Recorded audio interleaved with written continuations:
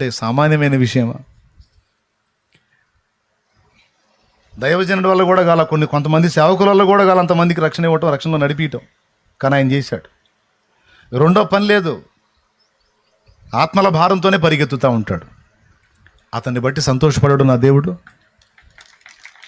నేను చెబుతున్న దైవజనుల కంటే కూడా గొప్ప అనిపిస్తాడు ఆయన. నాకే సిగ్గేసిద్ది, పచ్చి నిజం ఆయన చెప్పేది. ఒకడే ఈ సాక్ష్యం ఇస్తే ఇలాంటి వాడు ఒకడు కాదు. దేవుని కృపను బట్టి నాకు ఇచ్చిన బిడ్డల్లో చాలామంది అలాంటి వాళ్ళే ఉన్నారు.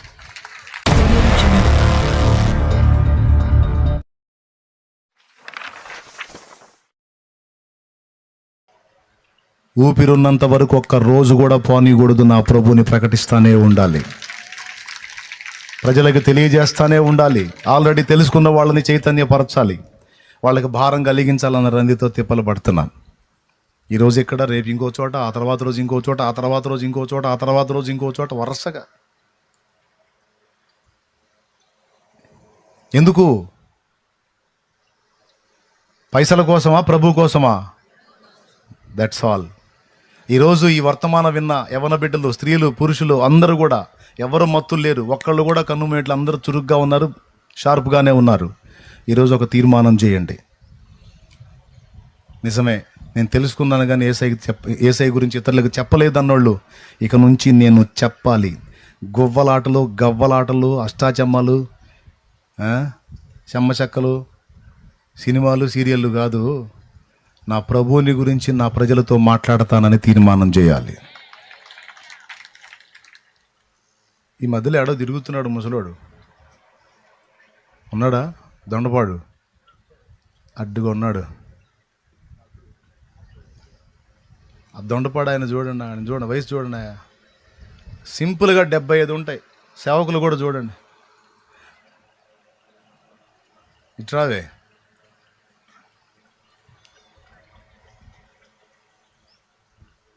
ఆడోళ్ళు మగోళ్ళు మొత్తం కుర్రోళ్ళు ముసలోళ్ళు అందరూ సిగ్గు తెచ్చుకోవాలి ఆయన చూసిదా. తొందరరా.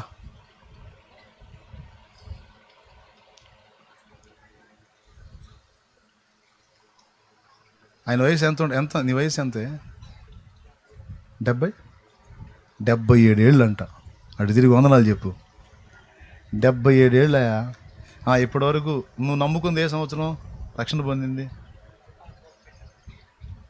ఏ సంవత్సరం? అది 2012, 2012, 2011, 12లో అంతే. 2011 ఆ మధ్యలో అంతే, 11లోనే. చూడండి, అంతకుముందు బరిగోడ్ల వ్యాపారం నువ్వు చేసింది, వ్యాపారం చేశాడు. 2011లో నమ్ముకున్నాడు అంటే ఇప్పటికి ఎన్ని ఏళ్ళు? 14 ఏళ్ళు. 14 ఏళ్ళు ఆయన దేవుళ్ళలోకి వచ్చి. 14 ఏళ్ళు అంటే ఇప్పటికి 77 అంటే అప్పుడు ఎంత వయసు? కనీసం 63. అవునా? 63 ఏళ్ళు అప్పుడు నమ్ముకున్నాడు, ఇప్పుడు 77. చెప్పు, ఎంతమందిని రక్షణ నడిపించావు నువ్వు?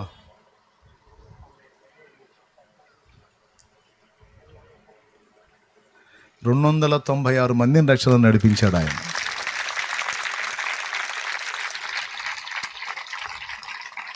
కొట్టు.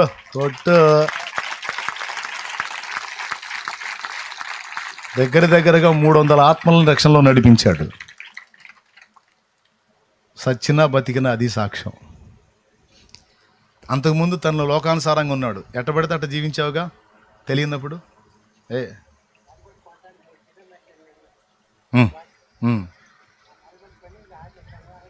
అలవాట్లు ఉన్నాయి అప్పుడు నీకు. ఫుల్ డింకర్ అంట. ఆ మైకి ఇస్తే బాగుండి వినపడిద్ది. అది చెప్పవే, ఆ మాట చెప్పు. ఫుల్ డింకర్. నా కొడుకులు తాగి, నేను తాగి, నా అల్లుళ్ళు తాగుతారు, కొడుకులు తాగుతారు, తండ్రి కూడా తాగుతాడు. నేను కూడా తాగేవాడిని. తాగి నా జీవితంలో శనివారం సాయంత్రం శాంతినగర్ బరికి పట్టుకుంటాను పోయా. ఆ కాగితాడు 2500 తిన్నాడు నా కాడ. అరే 2500 తిన్నా నాకు మేలు చేశాడు. అరే ఈసారి మోసం చేయనా, శాంతినగర్ బరికి కొట్టు రమ్మను, రమ్మని తీసుకెళ్ళి 15 ఏళ్ళకు కొన్నాను తోత. శాంతినగర్లోనా? శాంతినగర్. అది అంటే అక్కడ మన కూటం పెట్టే దగ్గర. పుర్చూసి పట్టణంలో. మా కూటం పెట్టే దగ్గరలో బరిగొడ్లో నేను కొనడానికి వచ్చాడంట. వచ్చా వచ్చినోడు ఇటు వచ్చావా? వచ్చి కాఫీ ఏం చేశాడంటే ఆ శనివారం డబ్బులు కట్టి ఆదివారం పోయి డబ్బులు కడుతున్నా వాక్యం ఎక్కాడు.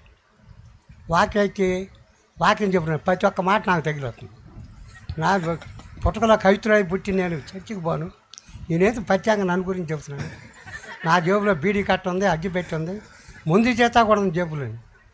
ఆ ప్రతి ఒక్క మాట నన్ను గురించి చెప్తున్నానని ఇద్దరు కుర్రోళ్ళని పిలిచి వాళ్ళు అమ్ముకున్నా దిక్కులేదు గొడ్డు తంతలో పోయి కట్టేసి పలానా దొండపడని చెప్పి చీటి రాపించండి.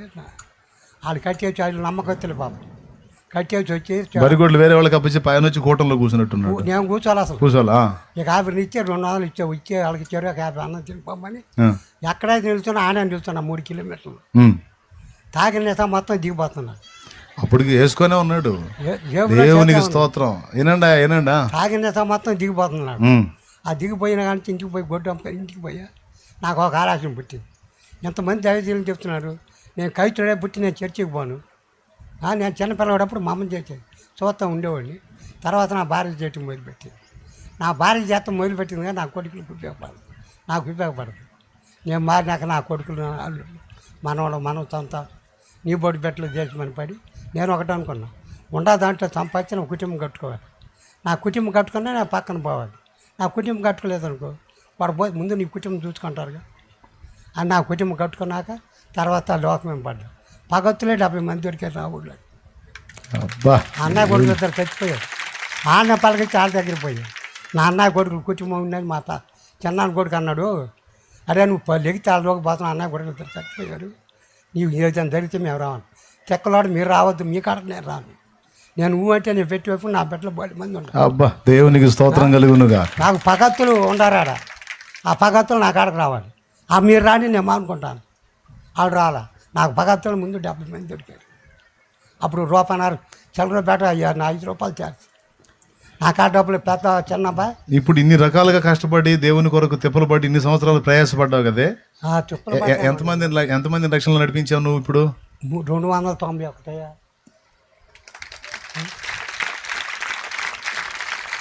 చాలు, నాకు సంతోషం. ఇప్పుడు మీకు సాక్ష్యం చూపించా. యేసు ప్రభుని నమ్ముకున్నానంటే నమ్ముకున్నాను కాదు, యేసు ప్రభుని గురించి పాడాను, ఎగిరాను, మాట్లాడానంటే మాట్లాడాను. ఇదిగో జీవితాలు మార్చాడు. వాస్తవమే, అది అబద్ధం కదా. ఆయన పచ్చి నిజం ఆయన చెప్పేది. ఒకడే ఈ సాక్ష్యం ఇస్తే ఇలాంటి వాడు ఒకడు కాదు. దేవుని కృపను బట్టి నాకు ఇచ్చిన బిడ్డల్లో చాలామంది అలాంటి వాళ్ళే ఉన్నారు. ఈ విధంగా ప్రతి దేవుని బిడ్డ నడుంగట్టి ఇతరులకు సువార్త చెప్పి రక్షణ విలువ చెప్పి వాళ్ళకి దేవుని ప్రేమ చూపించి వాళ్ళని క్రీస్తు చెంతకు నడిపించగలిగితే ఎంతమంది రక్షించబడతారు ఒక్కసారి ఆలోచించండి. కాటికి కాలు జాచుకున్న ముసలివాడు, 77 సంవత్సరాల వయోవృద్ధుడు, దగ్గరగా 290 ఆత్మలు అంటే 291 ఆత్మ అంటే సామాన్యమైన విషయమా? దైవజనుడి వల్ల కూడా కాల, కొంతమంది సేవకుల వల్ల కూడా కాల అంతమందికి రక్షణ ఇవ్వటం, రక్షణలో నడిపించటం. కానీ ఆయన చేశాడు. రెండో పని లేదు, ఆత్మల భారంతోనే పరిగెత్తుతూ ఉంటాడు. అతన్ని బట్టి సంతోషపడాడు నా దేవుడు. నేను చెబుతున్న దైవజనుల కంటే కూడా గొప్ప అనిపిస్తాడు ఆయన. నాకే సిగ్గేసిద్ది. ఈరోజు మీకు అందరికీ కూడా కనువిప్పు కోసం ఈ విషయాలు చెప్తున్నా. అటు దైవ జనాంగానికి, ఇటు విశ్వాస గణానికి కేవలం కనువిప్పు కోసం ఈ విషయాలన్నీ నేను అందించాను.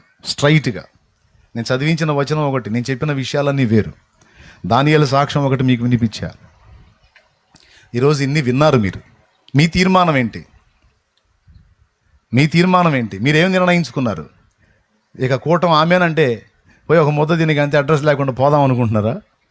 లేకపోతే కొంచెం మీ మనసులో ఏదన్నా చివుకు మందా, కొంచెం ఆలోచన కలిగిందా? అరే అంత ముసలాయన దేవుని కొరకు, ఆత్మల కొరకు అంత భారంతో కష్టపడుతుంటే నేనేం చేశాను? ఎంతమంది చేతులు ఎత్తుతారండి ఇక్కడ? నేను 10 ఆత్మల్ని రక్షించాను అన్నోళ్ళు చేతులు ఎత్తండి.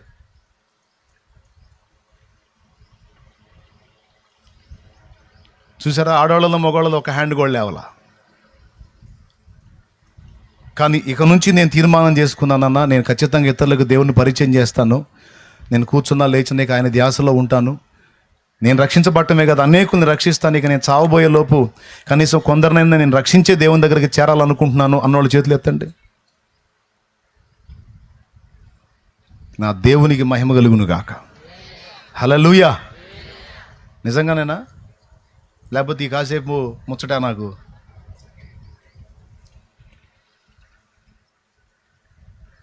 సరే, మీరు తీర్మానం నిజమైతే ఖచ్చితంగా ఇక నుంచి ఇంకా సేపట్లో ఈ కూటం అయిపోయింది, ఆ ప్రతిష్ట అయిపోయింది, నేను వెళ్తాను, నా పరిచర్య నాకుంది. ఇక మీ హృదయాల నిండా దేవుని పని చేయాలన్న తృష్ణ, ఆకాంక్ష, ఆ గురి కలిగి మీరు కష్టపడాలి. ఫస్ట్ మీరు ఒకటి చేయండి, కన్నీరు గార్చి ప్రార్థన చేయండి. ముందు ఈ ప్రాంతం కోసం, ఈ చుట్టుపక్కల ప్రాంతాల కోసం కన్నీరు విడవండి.